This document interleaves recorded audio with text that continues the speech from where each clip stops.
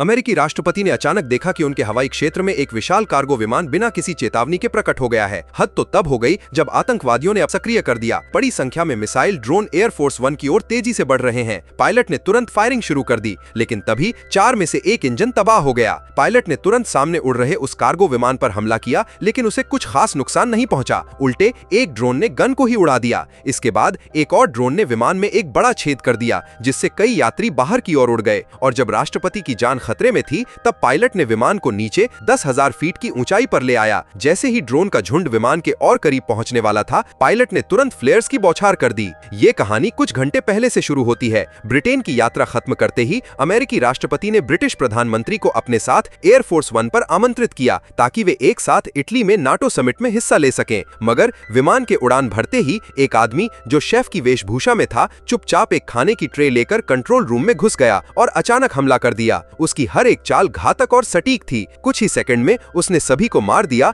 और विमान की सटीक लोकेशन अपने साथियों को भेज दी। इसी तरह अनजान विमान ने राष्ट्रपति के विमान पर हमला किया। इस हमले में एयरफोर्स वन को भारी नुकसान हुआ। 2 और इंजनों में खराबी आ गई, जिससे विमान को ऊंचाई कम करनी पड़ी। तभी सुरक्षा प्रमुख दोनों नेताओं को लेकर आपातकालीन कैप्सूल की ओर दौड़ पड़ा। तभी एक और ड्रोन तेजी से कॉकपिट पर हमला कर देता है, जिससे एयरफोर्स वन पूरी तरह से नियंत्रण खो देता है। उसी समय वो आतंकवादी एक पैराशूट लेकर बाकी सभी पैराशूट जला देता है और दरवाजा खोलकर छलांग लगा देता है। जब राष्ट्रपति और प्रधानमंत्री वहां पहुंचे, तो सुरक्षा प्रमुख ने तुरंत बचे हुए 2 सही सलामत पैराशूट उन्हें सौंप दिए। सुरक्षा प्रमुख ने उन्हें निर्देश दिया कि जमीन पर उतरने के बाद तुरंत पोलैंड के सुरक्षित ठिकाने पर पहुंचे, जहां से स्पेशल फोर्स उन्हें बचा लेगी। जब राष्ट्रपति ने पूछा बाकी लोगों का क्या होगा, तो सुरक्षा प्रमुख ने दृढ़ता से कहा, हर किसी की अपनी जिम्मेदारी है और आपकी जिम्मेदारी है जिंदा रहना। गिरने के 2.5 सेकंड बाद उनके पैराशूट सफलतापूर्वक खुल गए और उन्हें बचने की उम्मीद मिली।